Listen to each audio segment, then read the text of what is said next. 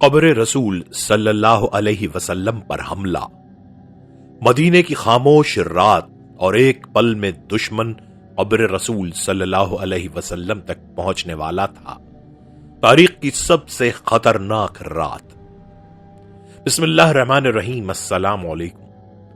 انسانی تاریخ ایک عجیب داستان ہے۔ یہ داستان طاقت کی بھی ہے اور زوال کی بھی، یہ فتوحات کی بھی ہے اور عبرت کی بھی۔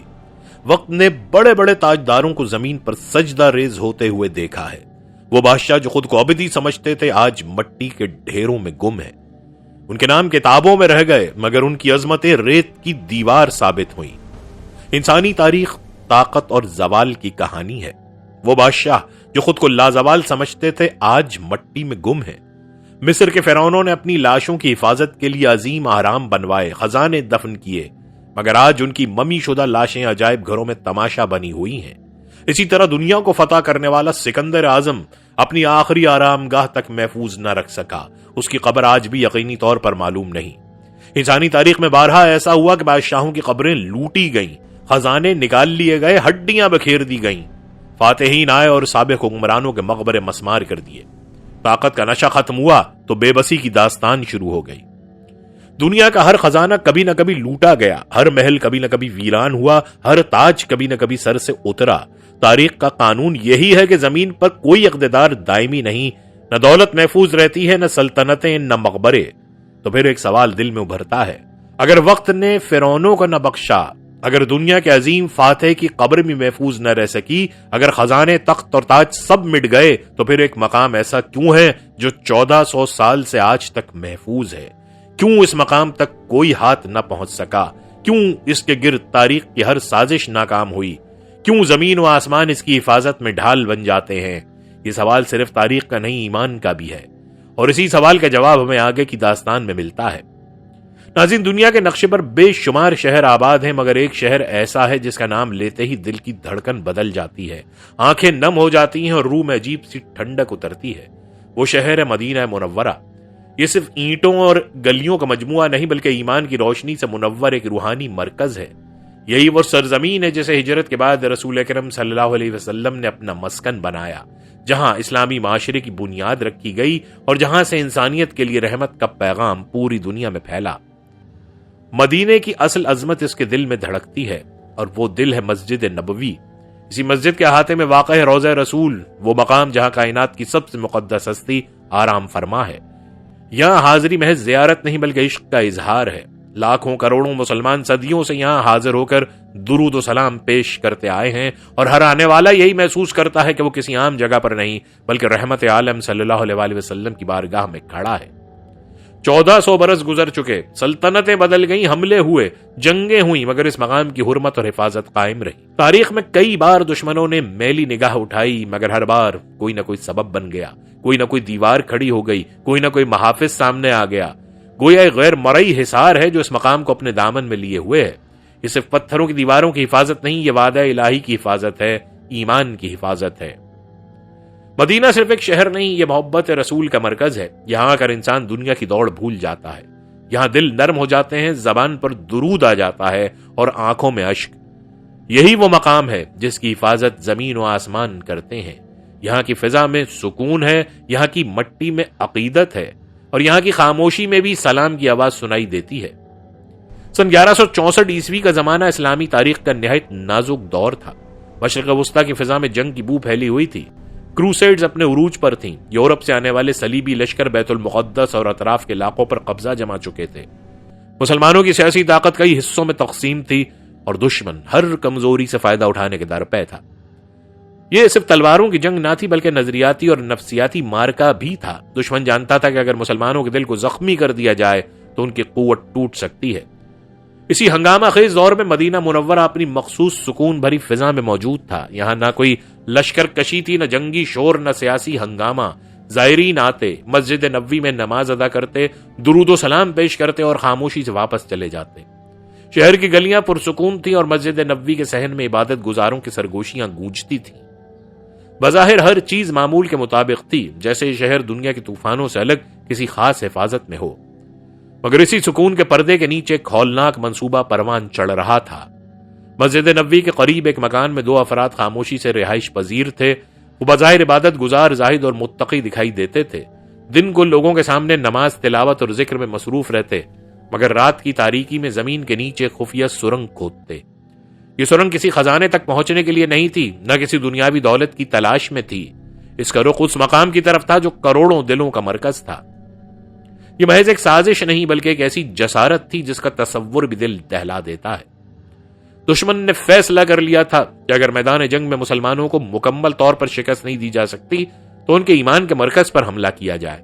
یوں 1164 کی وہ رات تاریخ میں ایک لرزہ خیز باب بن گئی، ایک ایسی رات جب زمین کے نیچے خاموشی سے کھدائی ہو رہی تھی اور اوپر مدینہ اپنی معصوم نیند سو رہا تھا، بے خبر کہ اس کے دل کی طرف ایک اندھیرا بڑھ رہا ہے۔ اسی زمانے میں شام کا دارالحکومت دمشق اسلامی دنیا کا ایک اہم مرکز تھا۔ یہاں حکومت کر رہے تھے نور الدین زنگی، ایک ایسا سلطان جس کا نام صرف سیاسی طاقت کی وجہ سے نہیں بلکہ دینداری، عدل اور عشق رسول کی وجہ سے تاریخ میں محفوظ ہے۔ وہ محض ایک فاتح نہیں تھے بلکہ ایک صاحب تقوی حکمران تھے۔ سادہ لباس پہنتے، علماء کی صحبت اختیار کرتے اور راتوں کو عبادت میں گزارتے۔ ان کے دربار میں انصاف کو وہ مقام حاصل تھا جس کی مثال کم ملتی ہے۔ رعایا انہیں صرف بادشاہ نہیں بلکہ محافظ سمجھتی تھی۔ سلطان نور الدین زنگی صلیبی جنگوں کے اس پرآشوب دور میں اسلام کی ایک مضبوط دیوار تھے۔ کروسیڈز کے دوران انہوں نے نہ صرف اپنے علاقوں کا دفاع کیا بلکہ مسلمانوں کے اتحاد کی کوشش بھی کی۔ بیت المقدس کی آزادی کا خواب ان کے دل میں تھا اور وہ جانتے تھے کہ یہ معرکہ صرف تلوار سے نہیں بلکہ ایمان اور اخلاص سے جیتا جائے گا۔ ان کی زندگی جہاد، اصلاح اور دین کی خدمت میں گزرتی تھی۔ وہ دنیاوی جاہ و جلال کے باوجود دل سے نرم اور اللہ سے ڈرنے والے انسان تھے۔ مگر ایک رات ان کی زندگی کا رخ بدلنے والی تھی۔ دمشق کی فضا خاموش تھی، محل کے در و دیوار ساکت تھے اور سلطان گہری نیند میں تھے کہ اچانک ایک خواب نے انہیں چونکا دیا۔ یہ کوئی عام خواب نہ تھا۔ اس خواب میں انہوں نے رسول اکرم صلی اللہ علیہ وسلم کی زیارت کی۔ منظر نہایت سنجیدہ اور دل دہلا دینے والا تھا۔ آپ صلی اللہ علیہ وسلم 2 اجنبی چہروں کی طرف اشارہ فرما رہے تھے، سرخ چہرے، نیلی آنکھیں اور مدد طلب کر رہے تھے۔ سلطان گھبرا کر اٹھ بیٹھے، دل بے چین، آنکھیں اشک بار۔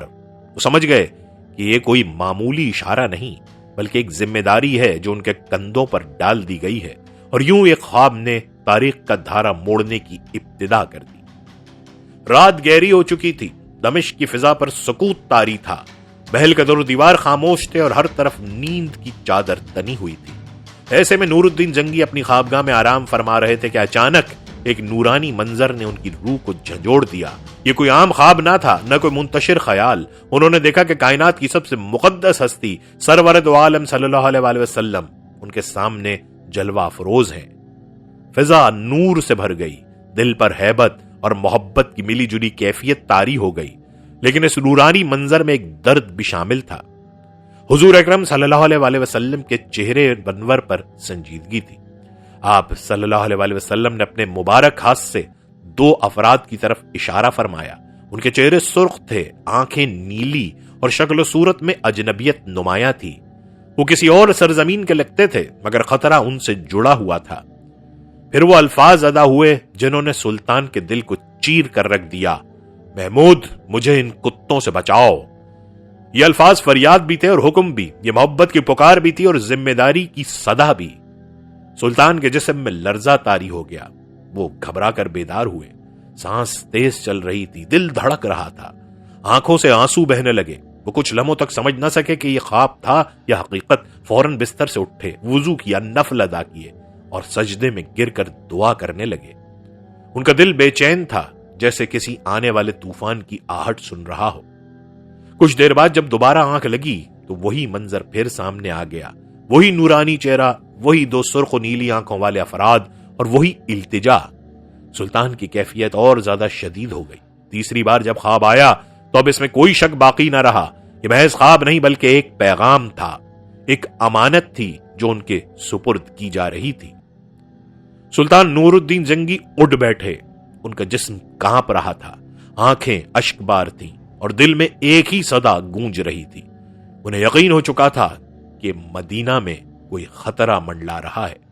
یہ لمحہ صرف ایک خواب کا نہیں تھا بلکہ تاریخ کے ایک عظیم باب کے آغاز کا تھا۔ اسی بے چین رات کا تسلسل تھا۔ خواب سے گھبرا کر اٹھنے کے بعد نور الدین زنگی نے وضو کیا، نفل ادا کیے اور دیر تک سجدے میں گرے رہے، مگر دل کی بے قراری کم نہ ہوئی۔ وہ سمجھ چکے تھے کہ یہ کوئی عام رویا نہیں بلکہ ایک امانت ہے، ایک پیغام ہے جو انہیں پہنچایا گیا ہے۔ دمشق کی خاموش فضا میں ان کے دل کی دھڑکن صاف سنائی دے رہی تھی، جیسے وقت خود کسی بڑے واقعے کا انتظار کر رہا ہو۔ جب دوبارہ آنکھ لگی تو وہی نورانی منظر پوری شدت کے ساتھ سامنے آ گیا۔ رسول اکرم صلی اللہ علیہ وسلم جلوہ فروز ہیں، چہرہ انور پر سنجیدگی ہے، اور وہی دو سرخ چہروں اور نیلی آنکھوں والے افراد پس منظر میں کھڑے ہیں۔ پھر وہ الفاظ گونجے جو سلطان کی روح کو ہلا گئے، محمود مجھے ان کتوں سے بچاؤ۔ یہ صدا صرف مدد کی درخواست نہ تھی بلکہ ایک ذمہ داری تھی جو براہ راست ان کے سپرد کی جا رہی تھی۔ سلطان کی آنکھوں سے آنسو بہنے لگے، جسم پر لرزہ طاری ہو گیا اور دل میں ایک آگ سی بھڑک اٹھی۔ تیسری مرتبہ جب یہی خواب دہرایا گیا تو اب کسی شک کی گنجائش باقی نہ رہی۔ یہ اتفاق نہیں تھا، نہ ہی دل کا وہم، یہ ایک واضح اشارہ تھا کہ مدینے کی سرزمین پر کوئی خطرہ منڈلا رہا ہے۔ سلطان بستر سے اٹھ بیٹھے، ان کا چہرہ زرد تھا مگر آنکھوں میں عزم کی چمک پیدا ہو چکی تھی۔ وہ جان گئے تھے کہ اب انہیں رکنا نہیں بلکہ فوراً قدم اٹھانا ہے۔ یوں ایک خواب نے ایک سلطان کو جگا دیا اور تاریخ ایک نئے موڑ کی طرف بڑھنے لگی۔ خواب کی شدت اور دل کی بے چینی نے نور الدین زنگی کو فوراً اپنے قریبی وزیر جمال الدین مسلی کے پاس لے جانے پر مجبور کر دیا۔ وزیر جمال الدین مسلی نہ صرف ایک مشیر تھے بلکہ صاحب بصیرت اور عمیق فہم کے مالک بھی تھے۔ وہ سلطان کے دل کی کیفیت کو سمجھتے تھے اور ہر فیصلے میں حکمت کو مقدم رکھتے تھے۔ سلطان نے روتے ہوئے خواب کی تفصیل بیان کی۔ نبی کریم صلی اللہ علیہ وسلم کی پکار، دو سرخ چہروں والے افراد اور خطرے کی شدت جو مدینہ پر منڈلا رہی تھی۔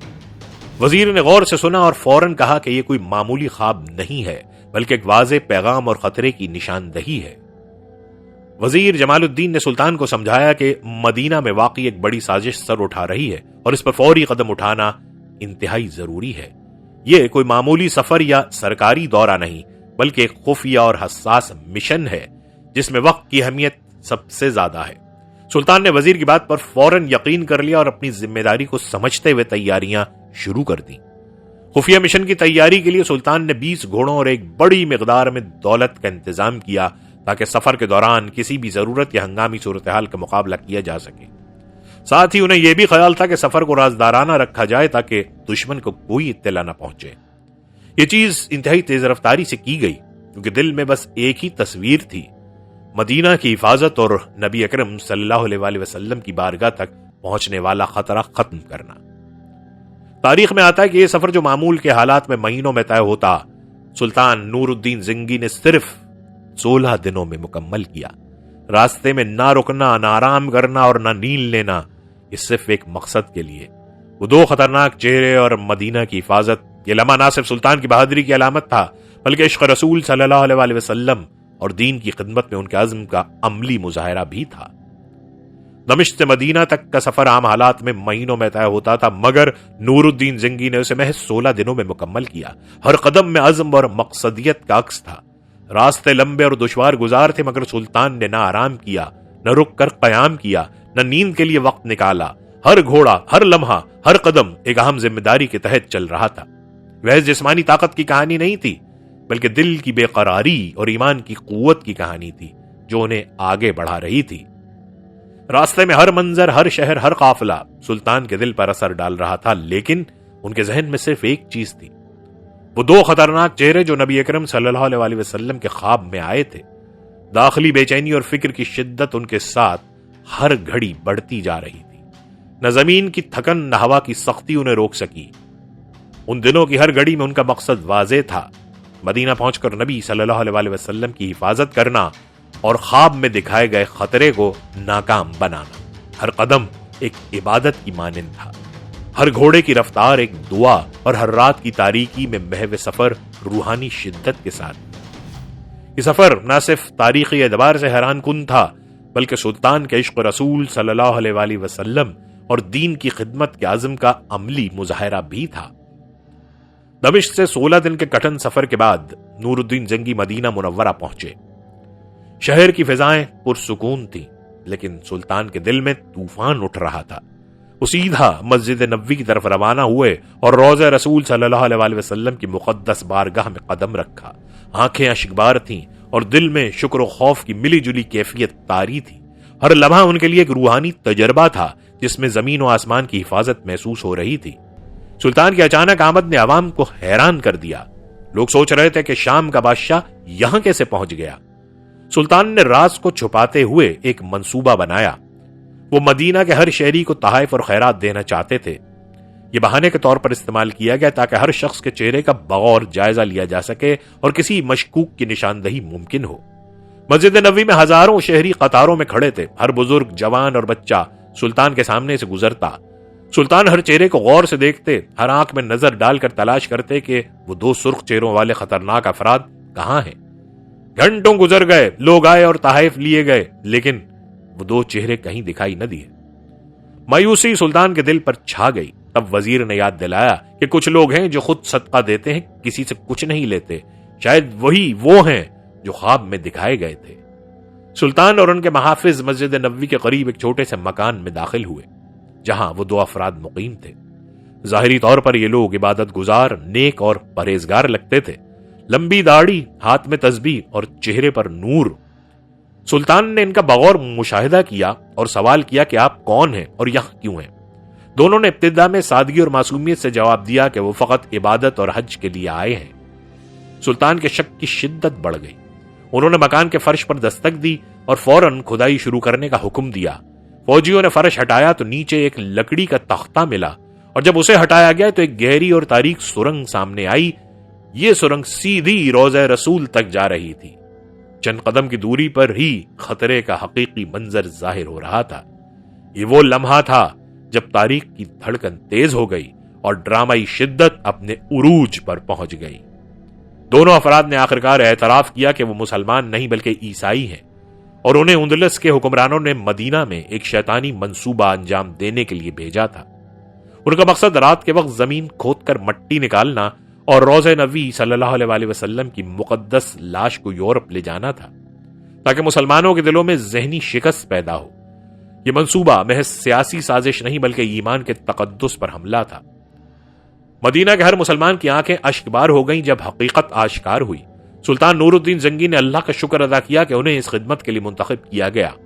مجرموں کو اسی جگہ سزا دی گئی جہاں انہوں نے سرنگ کھودی تھی تاکہ دوبارہ کوئی ایسی جرت نہ کر سکے۔ فتنہ ختم ہوا، لیکن سلطان کا دل ابھی بھی بے چین تھا، کیونکہ وہ جانتے تھے کہ آئندہ بھی کسی اور دشمن کی سازش کے امکان کو نظر انداز نہیں کیا جا سکتا۔ واقعے کے بعد سلطان نور الدین زنگی نے محسوس کیا کہ محض دشمنوں کو سزا دینا کافی نہیں ہے، مستقبل میں دوبارہ کسی ایسی سازش کا خطرہ ہمیشہ موجود رہ سکتا ہے۔ اس لیے انہوں نے فیصلہ کیا کہ وہ مدینہ میں رکیں گے اور خود نگرانی کریں گے۔ انہوں نے معماروں اور کاریگروں کو بلا کر حکم دیا کہ روضہ رسول صلی اللہ علیہ وسلم کے ارد گرد ایسے حفاظتی اقدامات کیے جائیں کہ کوئی بھی دھات، ہتھیار یا خفیہ راستہ قبر تک نہ پہنچ سکے۔ یہ فیصلہ ان کے عشق رسول اور دین کی خدمت کا عملی ثبوت تھا، نہ صرف ایک بادشاہ کا حکم۔ سب سے پہلا قدم گہری خندق کھودنا تھا۔ یہ خندق اتنی گہری تھی کہ اگر کوئی دوبارہ سرنگ کھودنے کی کوشش کرتا تو اس کا راستہ روکا جا سکے، لیکن صرف خندق کافی نہیں تھی۔ اس لیے سلطان نے خندق میں پگھلا ہوا سیسا ڈالنے کا حکم دیا۔ سیسا ٹنوں میں زمین میں ڈالا گیا، جس سے ایک مضبوط دیوار بن گئی جو نہ صرف زمین کی حرکت کو برداشت کر سکتی تھی بلکہ کسی بھی دراندازی کو ناممکن بنا دیتی تھی۔ مزید یہ کہ قبر نبوی صلی اللہ علیہ وسلم کے ارد گرد ایک مستقل حفاظتی حصار قائم کیا گیا۔ یہ نہ صرف جسمانی دیوار تھی بلکہ روحانی اور تاریخی حفاظت کا نشان بھی تھی۔ آج 900 سال بعد بھی وہ دیوار اور خندق اپنی حفاظت میں قائم ہے، اور یہ ہر آنے والے کے لیے یاد دلاتی ہیں کہ عشق رسول صلی اللہ علیہ وسلم صرف لفظوں کا معاملہ نہیں بلکہ عمل، قربانی اور حکمت کا تقاضا بھی ہے۔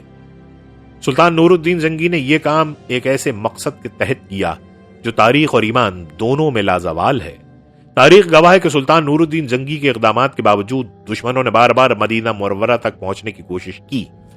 ایک واقعہ مصر کے پاگل حکمران الحکیم بن عمرو اللہ کی طرف منسوب ہے، جس نے اپنے لشکر کے ساتھ روضہ رسول تک رسائی حاصل کرنے کی کوشش کی، مگر اللہ تعالیٰ نے مدینہ میں ایسا طوفان بھیج دیا کہ لشکر تباہ ہو گیا اور الحکیم کی نیت خاک میں مل گئی۔ یہ واقعہ ہمیں یاد دلاتا ہے کہ اللہ کی حفاظت ہر دشمن کے منصوبے کو ناکام بنانے کی طاقت رکھتی ہے۔ اسی طرح صلیبی جنگوں کے دوران رونالڈ آف شاتلین نے بھی وعدہ کیا کہ وہ نبی اکرم صلی اللہ علیہ وسلم کی لاش کو لے جائے گا۔ اس نے اپنی فوج کے ساتھ مدینہ کے قریب پہنچنے کی کوشش کی، مگر ہر بار اس کے ارادے ناکام ہوئے۔ رونالڈ کی دھمکی محض لفظوں میں نہیں بلکہ عمل میں بھی ظاہر ہوئی، مگر اللہ نے اس کی ہر سازش کو ناکام بنا دیا۔ یہ تمام واقعات اس بات کی دلیل ہیں کہ روضہ رسول صلی اللہ علیہ وسلم کی حفاظت محض انسانی کوشش سے نہیں بلکہ الہی مدد سے ممکن ہوئی۔ ہر بار دشمن کی جرت کو زمین پر گرایا گیا اور ہر کوشش ناکام رہی۔ یہی وجہ ہے کہ آج بھی مدینہ منورہ میں وہ مقدس مقام اپنی حرمت اور سلامتی کے ساتھ قائم ہے اور ہر آنے والے کے لیے ایمان اور تحفظ کا سبق دیتا ہے۔ ناظرین، اللہ تعالیٰ نے قرآن میں ارشاد فرمایا، وَاللَّهُ يَعْصِمُكَ مِنَ النَّاسِ۔ یہ آیت نبی اکرم صلی اللہ علیہ وسلم کے لیے ایک عظیم یقین اور تسلی کا ذریعہ ہے اور ہمیں یہ بتاتی ہے کہ زمین پر انسانی طاقتیں، سازشیں اور خطرات کتنے بھی بڑے کیوں نہ ہوں، اللہ کی حفاظت سے کچھ بھی نقصان نہیں پہنچ سکتا۔ مدینہ منورہ میں پیش آنے والے تمام واقعات اس آیت کی عملی تعبیر ہیں۔ چاہے دشمن کتنی بھی منصوبہ بندی کرے، زمین کے نیچے سرنگیں کھودے یا طاقتور لشکر بھیجے، ہر بار اللہ تعالیٰ نے ان کے ارادوں کو خاک میں ملا دیا۔ یہی دلیل ہے کہ الہی حفاظت محض لفظی نہیں بلکہ عملی ہے اور تاریخ کے صفحات میں یہ واضح نظر آتی ہے۔ یہ نظریہ ہمیں یہ بھی سکھاتا ہے کہ عشق رسول اور ایمان ایک دوسرے سے جڑے ہوئے ہیں۔ جس نے دل و جان سے رسول سے محبت کی، اللہ تعالیٰ اس کی حفاظت کرتا ہے۔ سلطان نور الدین زنگی کی مدینہ میں موجودگی، ان کی بے چینی اور فوری اقدامات اس بات کا عملی ثبوت ہیں کہ انسان کا عزم اور اللہ پر بھروسہ ایک ساتھ کام کرتے ہیں۔ یہ ہمیں یاد دلاتا ہے کہ ایمان صرف عقیدہ نہیں بلکہ عمل، قربانی اور ذمہ داری بھی ہے۔ جب ہم آج سبز گنبد کو دیکھتے ہیں تو ہمیں محض ایک خوبصورت ڈھانچہ نظر نہیں آتا بلکہ وہ ہر لمحہ قربانی، ایمان اور عشق رسول کی کہانی سناتا ہے۔ سلطان نور الدین زنگی کے اقدامات، ان کی انتھک محنت اور خطرات کے باوجود مدینہ میں قیام یہ واضح کرتے ہیں کہ عشق رسول صرف لفظوں کا معاملہ نہیں بلکہ عملی تقاضا بھی ہے۔ ہر آنے والا چاہے زائر ہو یا طالب علم، یہ احساس لے کر جاتا ہے کہ محبت رسول کے لیے دل، جان اور عمل سب پیش کیے جا سکتے ہیں۔ یہ سبق صرف تاریخ کا نہیں بلکہ آج کے دور کے لیے بھی ضروری ہے۔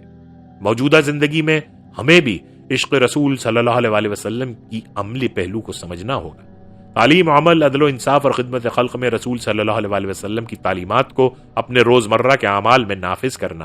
اسی طرح ہماری محبت صرف دعویٰ نہ رہے بلکہ ہر عمل، ہر فیصلہ اور ہر قدم اس عشق کی عکاسی کرے۔ یہ سبق ہمیں یہ بھی سکھاتا ہے کہ ایمان اور محبت رسول کی حفاظت کے لیے ہمیں خود بھی سرگرم اور ہوشیار رہنا ضروری ہے۔ مدینہ کی محبت صرف جذباتی تعلق نہیں بلکہ یہ نسلوں تک پہنچانے والا ایک قیمتی سبق ہے۔ ہمیں اپنے دلوں میں رسول اللہ صلی اللہ علیہ وسلم کے لیے عقیدت، محبت اور ایمان کو زندہ رکھنا ہوگا۔ ہر آنے والا زائر، طالب علم یا عاشق رسول یہاں سے ایک نیا جذبہ لے کر واپس جاتا ہے، ایک ایسا جذبہ جو نہ صرف روحانی سکون دیتا ہے بلکہ عمل میں بھی تقویت بخشتا ہے۔ نسلوں کو آگاہی دینا، انہیں بتانا کہ ہمارے اسلاف نے کتنی قربانیاں دی، کتنی حفاظت کی، یہ سب ہمارا فرض ہے۔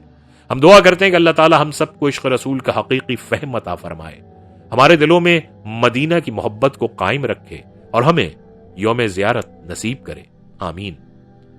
یہ محبت، یہ قربانی اور یہ ایمان کا سبق آج بھی ہر مومن کے لیے روشن چراغ کی مانند ہے اور ہمیں یاد دلاتا ہے کہ عشق رسول ایک زندہ، عملی اور فعال جذبہ ہے جو صرف دل کی دھڑکن نہیں بلکہ ہر عمل میں نظر آنا چاہیے۔ ناظرین، یہ تھی ہماری آج کی ویڈیو۔ جاتے جاتے ویڈیو کو ضرور شیئر کریں۔ ہمیں امید ہے کہ آپ کو ویڈیو پسند آئی ہوگی۔